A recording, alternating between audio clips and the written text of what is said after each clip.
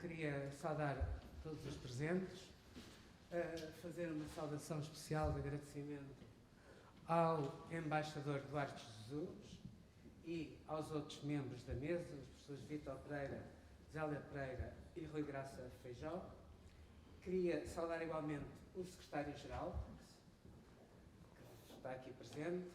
Nós vamos, portanto, iniciar a cerimónia de entrega do prémio Aristides Sousa Mendes, que é um prémio da Associação Diplomática, Associação Sindical dos Diplomatas Portugueses. Este prémio foi criado há 28 anos. Está aqui o embaixador Fernando Neves, que era justamente nessa altura presidente da Associação em 95, quando o prémio foi criado.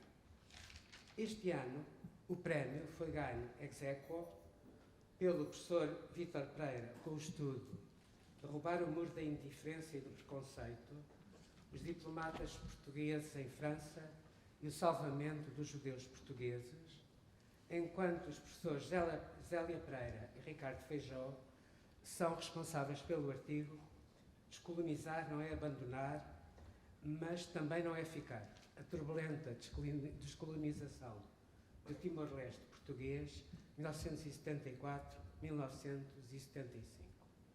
Ambos os textos foram já, esta tarde, publicados num número especial da revista Negócios Estrangeiros, que está online, portanto, a partir desta tarde, e podem aí lê-los no site do Instituto Diplomático. No artigo que escreve, no estudo que faz, o professor Vítor Pereira recua até ao final do século XV, ao início do século XVI, quando da expulsão dos judeus de Portugal por Dom Manuel, porque uma parte desses judeus que são expulsos vão se fixar em Salónica. Eles fixam-se em Salónica, ficam aí 4 séculos, os seus descendentes. No início do século XX, por volta de 1912, quando os gregos tomam Salónica ao Império Otomano, pouco a pouco, esses descendentes dos judeus portugueses fixam-se em França. E são justamente cerca de 200 desses judeus de origem portuguesa que os diplomatas portugueses vão salvar durante a Segunda Guerra Mundial. Todos conhecemos o nome do diplomata Aristides Sousa Mendes, mas o professor Vítor Pereira fala igualmente de outros diplomatas em França, como Luís Acha, José Augusto Magalhães, Carvalho da Silva, António Alves, Rui Vieira Lisboa, que, no fundo, em diversos postos, em diversos consulados, contra as ordens que vinham de Lisboa, conseguiram que desses cerca de 200 dos judeus de Salónica se conseguissem salvar, e julga-se, por aquilo que eu depreendi do artigo, que não foram, nenhum deles terá sido enviado para os campos de concentração. Por seu lado, o artigo de Zélia Pereira e Rui Graça Feijó apresenta uma visão de conjunto dos esforços diplomáticos do governo português durante os anos de 74 e 75 sobre Timor-Leste. É uma altura em que Timor-Leste não está muito no radar.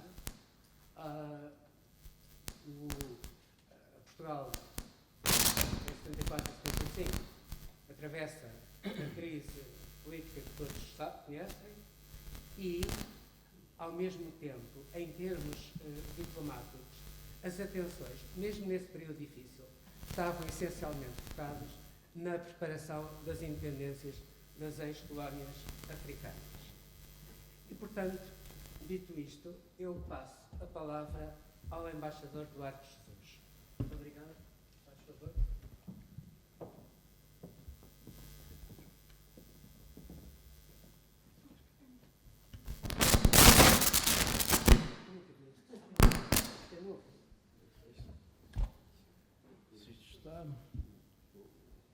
funcionar? Está a funcionar.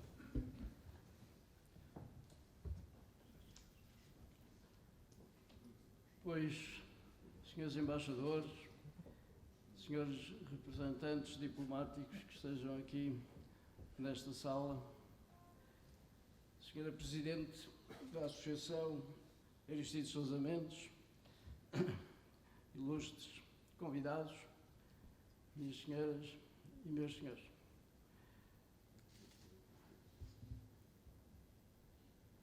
Em boa hora que há 18 anos, exatamente, a Associação dos Diplomatas Portugueses criou este prémio Aristides Sousa Mendes.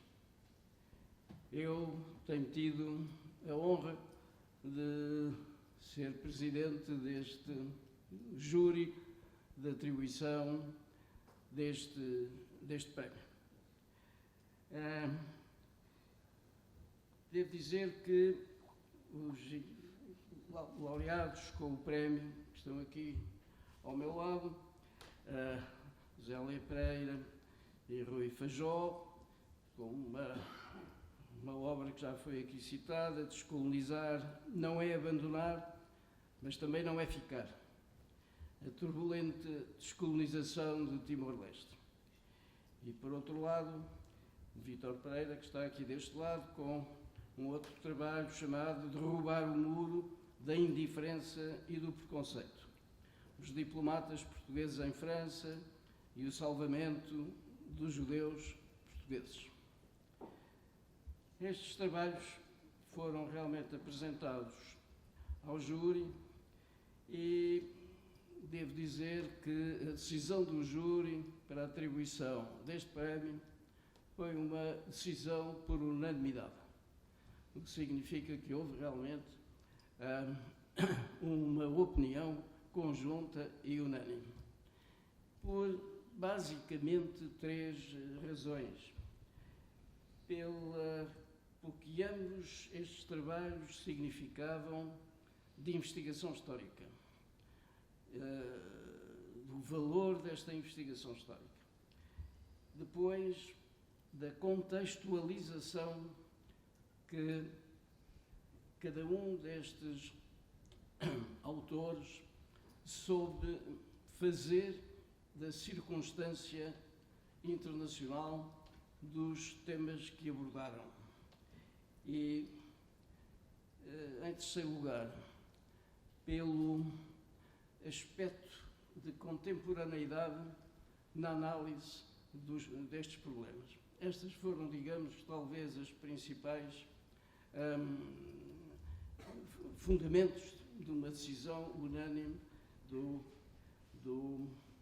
júri. Julgo que é importante aqui lembrar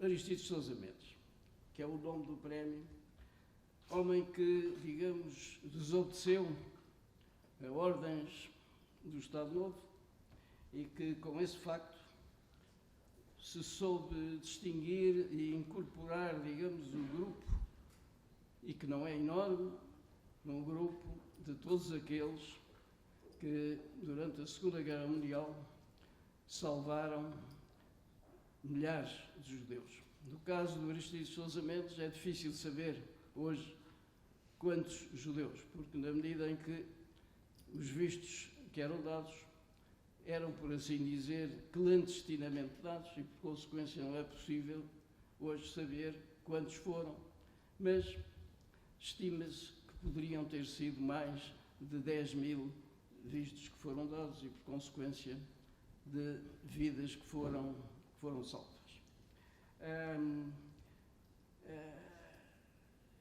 Também penso que é de não esquecer que só depois do 25 de Abril é que a figura do Aristides Sousa Mendes foi reabilitada, e foi reabilitada não só em Portugal, mas no mundo. E isso julgo também que é um elemento que não convinha esquecer quando se fala no prémio Aristides Sousa Mendes. Este prémio, de resto, é um prémio que tem uma qualidade importante, que é um prémio que procura incentivar o estudo das relações internacionais e definir, de certa maneira, a atividade diplomática como talvez a única, ou se não a única, a principal atividade que permite estabelecer diálogos na base do respeito dos direitos humanos, para além das questões internacionais, para além das tensões e, fundamentalmente, para além da guerra. É essa, digamos, a grande função da diplomacia e que nós, especialmente na época em que estamos a viver, nos perigos iminentes de guerra, nas intolerâncias cada vez maiores que nós assistimos no quadro das relações internacionais, não devemos esquecer do papel que a diplomacia pode e deve ter e que a instituição deste prémio pela Associação Sindical dos Diplomatas Portugueses veio reforçar. E basicamente é isto que eu gostava, digamos, de referir aqui nesta altura e, portanto, passaria a palavra aos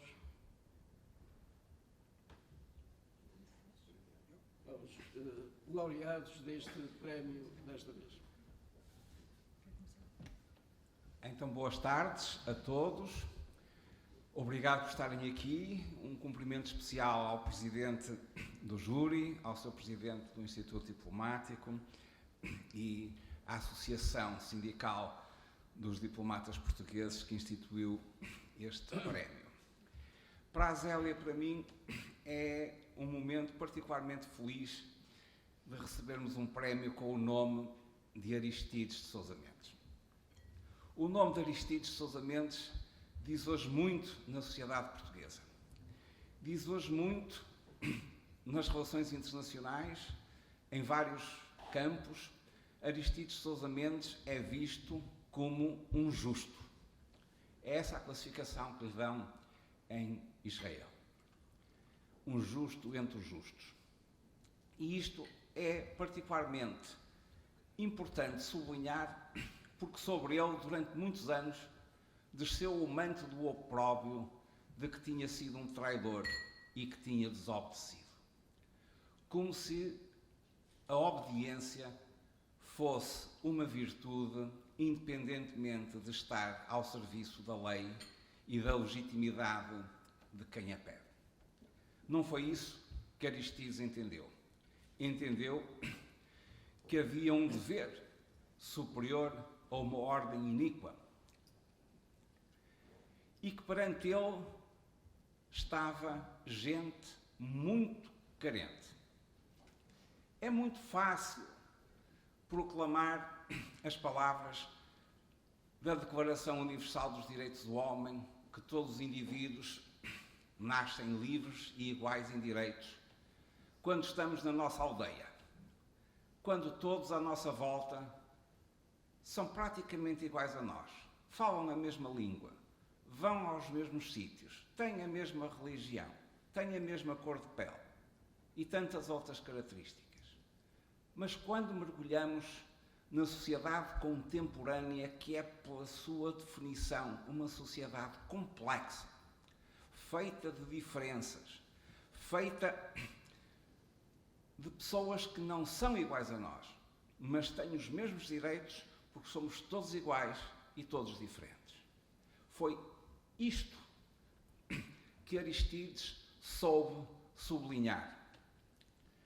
E, ao fazê-lo, criou uma responsabilidade na diplomacia portuguesa que foi de estar à altura do seu exemplo e de seguir políticas baseadas em princípios éticos. A Zélia e eu temos trabalhado sobre alguma coisa que aparentemente está longe de Aristides de Sousa Mendes. Timor. Seguramente ele nunca pensou em Timor. Seguramente não pensou em Timor como pensou nas dezenas de milhares de judeus que salvou. Mas a diplomacia portuguesa, entre 74, 75 e 2002, com avanços e recuos, hesitações e contradições, conseguiu definir um padrão de intervenção numa questão em que, mais uma vez, havia um David e havia um Golias. Como Aristides esteve com o David judeu em Bordeus, Portugal esteve com o David timorense contra a gigantesca Indonésia e o seu regime opressor. E é por isso que há esta ligação, que me parece que é mais do que circunstancial, entre a lição de Aristides Sousa Mendes, entre o legado de Aristides Sousa Mendes e o que Portugal acabou por fazer no caso de Timor. Estão aqui à minha frente pessoas que foram intérpretes diretos, o Sr. Embaixador Fernando Oliveira Neves, Francisco Ribeiro Teles, Manuel Moreira de Andrade, e tantos outros que connosco conversaram, que nós entrevistamos, porque o nosso trabalho vai para além daquele que foi premiado, e devo dizer que está programada a publicação de um livro com 15 ensaios nossos sobre as relações entre Portugal e Timor, precisamente pelo Instituto Diplomático, ainda na primeira metade deste ano, e é por isso que nós estamos particularmente orgulhosos de associar com o nosso nome Aristides Sousa Mendes à causa de Timor. E por isso ficamos muito contentes e agradecemos a todos que colaboraram, primeiro com o nosso trabalho, depois na montagem deste prémio, com a distinção que nós hoje recebemos e que muito agradecemos. Obrigado.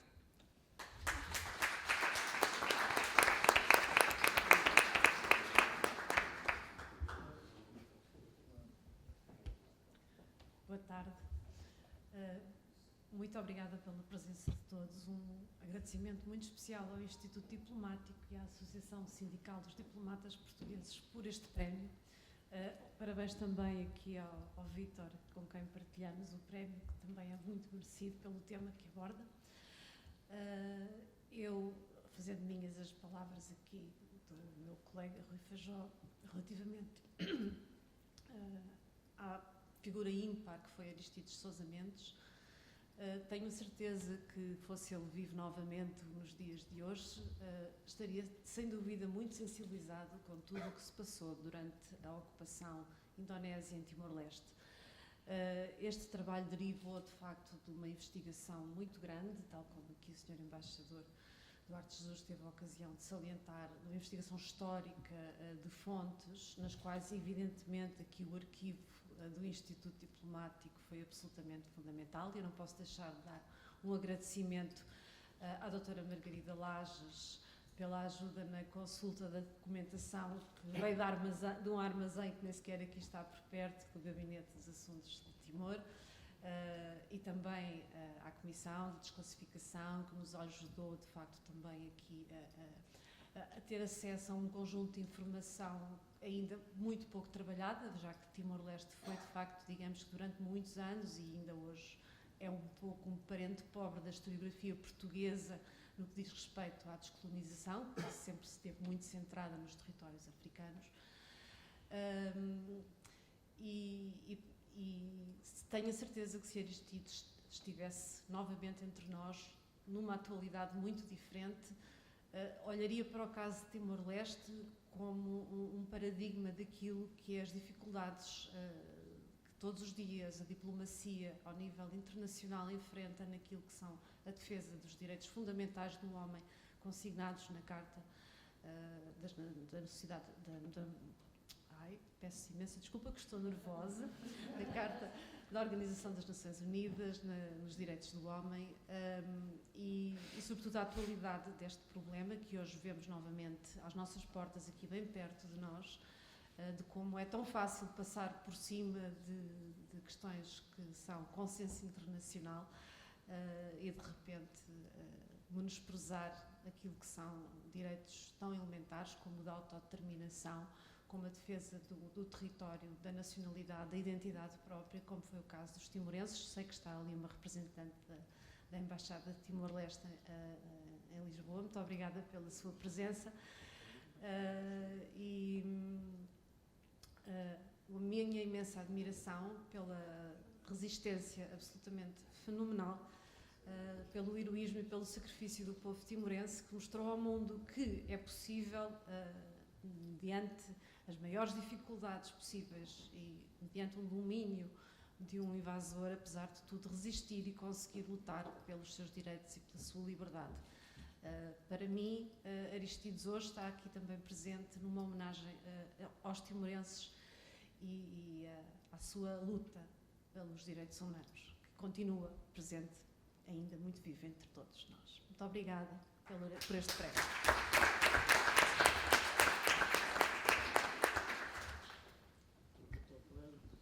Obrigado. Boa tarde a todos, todas e a todos. Vou já pedir desculpa pelo meu português, como vocês vão ouvir, vai estar cheio de galicismos e de erros portugueses, por isso peço imensa desculpa. É culpa minha, não é dos professores portugueses, que o Estado português pagou e que fui eu que fui mal aluno mesmo. Antes de tudo, queria agradecer à Associação Sindical dos Diplomatas Portugueses pelo prémio, o prémio no seu conjunto, não pelo facto de nós termos ganho, mas que de facto é um incentivo para os historiadores, para os politólogos, para os sociólogos que estudam a política externa portuguesa. Muito obrigado pelo incentivo. Queria mesmo aproveitar esse momento para agradecer o Instituto Diplomático e o Arquivo Histórico Diplomático. Eu já tenho barba branca, então já posso dizer que a primeira vez que eu vim no arquivo foi em 2000, e era um jovem estudante de mestrado, acho eu, sim, de mestrado, e ainda estava a doutora Maria Isabel Ferreira, que todos nós conhecemos, e que foi de uma grande ajuda. Eu vinha de uma universidade francesa, mal falava português, e ela, como agora a doutora Brigitte Lage, toda a equipa do Arquivo de História Diplomática, ajuda-nos, guiam-nos com as cotas antigas, as cotas novas, as cotas... vocês estão a ver esta sala, com essa bonita sala, com essas caixas que pesam quilos e quilos. O facto de fazer história é fazer desporto. Não nós, mas as pessoas que vão buscar essas caixas, por vezes fazem 1000 páginas. Então quero aproveitar esse momento para agradecer a todas as pessoas que nos ajudam cotidianamente e que fazem que essas pesquisas, que demoram anos, sejam mais fáceis. E um grande agradecimento. Também queria agradecer, obviamente, os meus colegas. Fico muito contente, muito honrado por partilhar o prémio com vocês e ainda distinguem ainda mais esse prémio, acho eu. Vou aproveitar para falar um bocadinho francês, assim. Queria aproveitar pessoas da Embaixada de França, o Thomas Bertin, a Glenda Robert Prère et o Dominique de Priester. Assim, j'apprends français. Merci beaucoup d'être venu et d'être présent dans ce lieu que vous connaissez déjà. Mais merci beaucoup à vous. E, para acabar, temos sempre a acabar os agradecimentos, queria acabar para agradecer à Catarina Cruz, que fez que o meu texto tivesse menos galicismos. Porque vocês imaginem, os galicismos é uma doença muito grave e é difícil dar cabo deles. E fico também muito contente porque ganho um prémio, como vocês disseram, tão importante. E está aqui presente o Pedro Ejo Oliveira, que é um antigo premiado, e fico contente de estar nesta linha de historiadores que muito admiro, e um colega do Instituto de História Contemporânea. Acho que é um bocadinho como os Oscars. É bom ter um momento para agradecer as pessoas que nos ajudaram durante a nossa trajetória.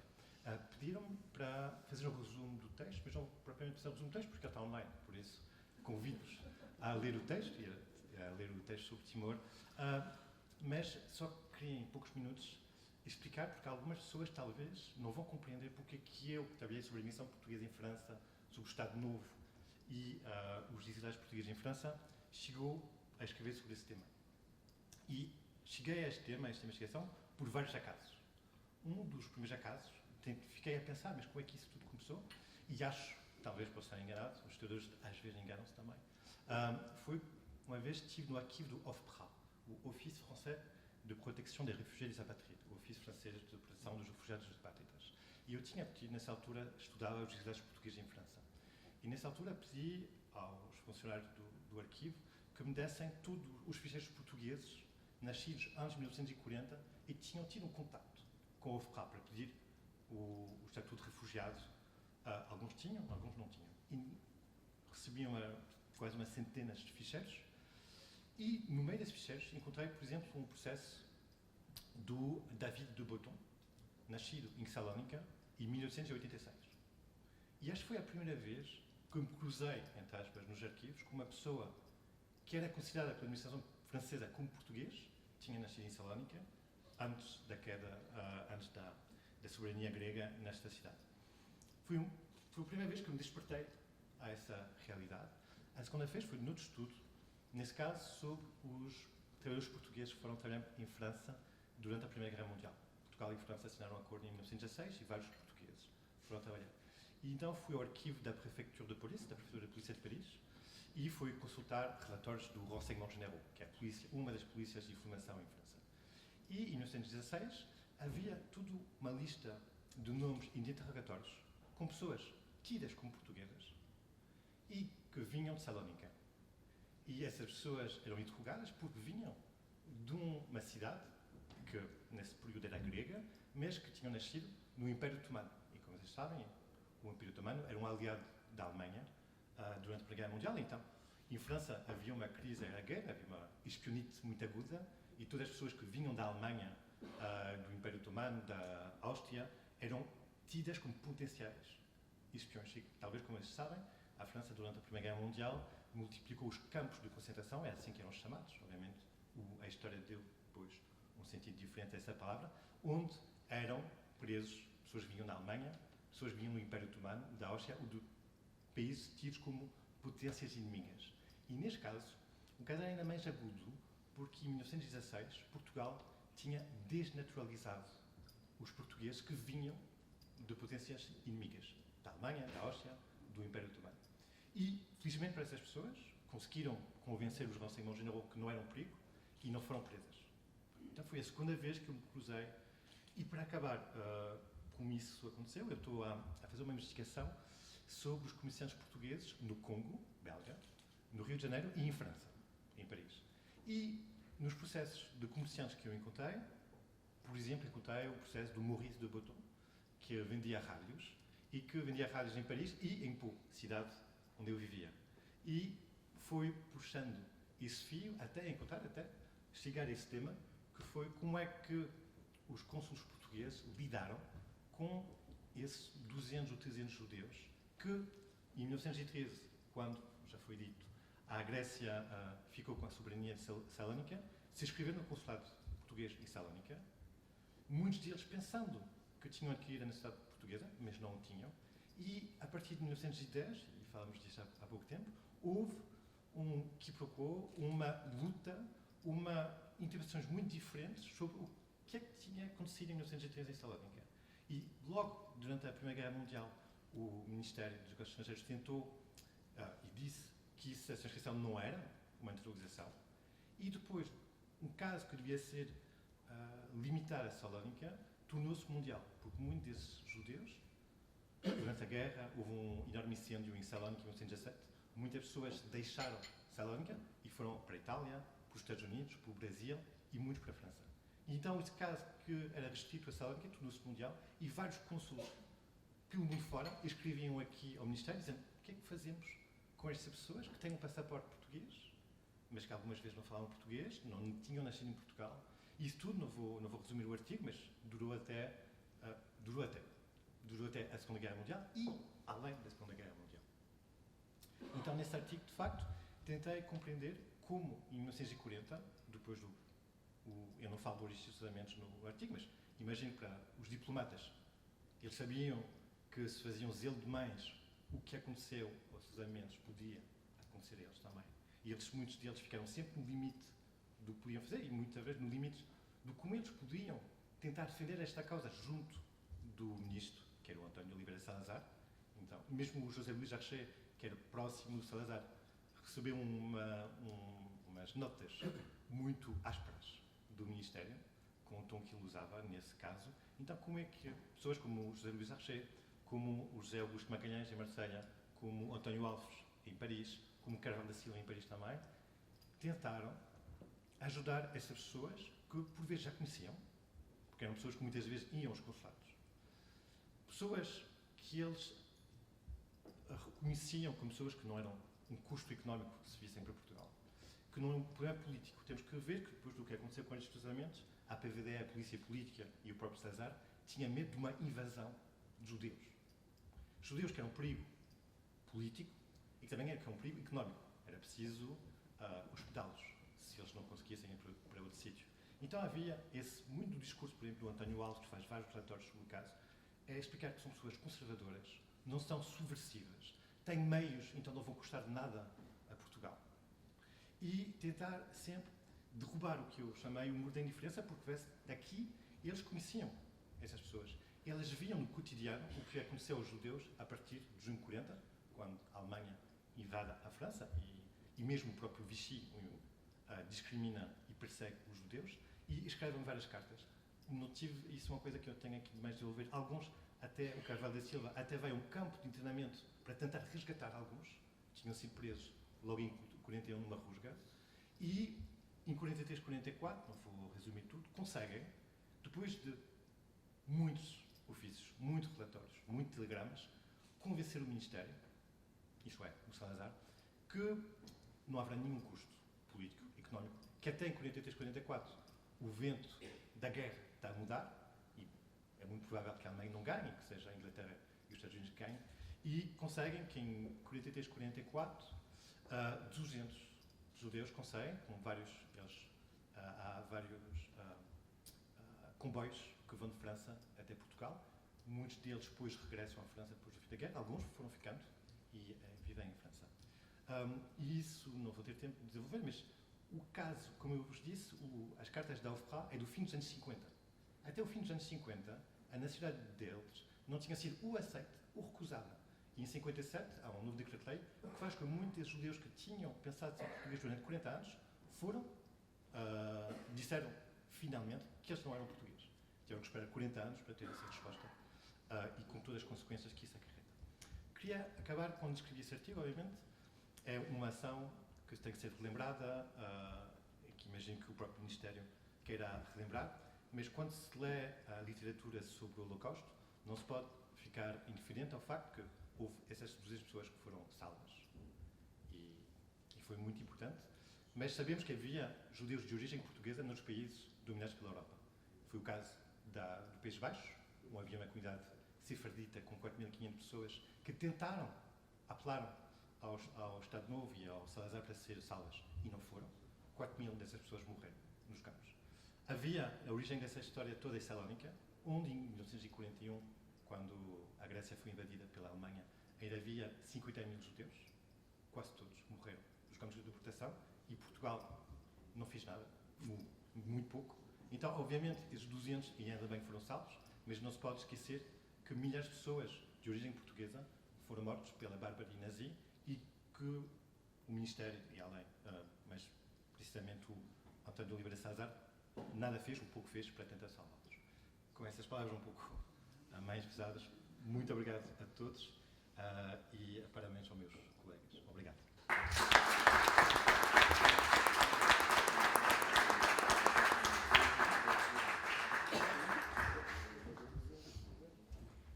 Podemos agora propriamente à distribuição dos prémios. Boa tarde, obrigada a todos os que puderam aqui estar presentes. Eu sou a Presidente da Associação Sindical dos Diplomatas Portugueses. Queria agradecer a presença dos membros do júri, para além do Presidente do júri, o Dr. Pedro Aires de Oliveira, a Dra. Margarida Lages, a Dra. Raquel Freire, infelizmente não pode estar connosco hoje. Agradecer a colaboração de todos na atribuição deste prémio e explicar um bocadinho qual é o intuito.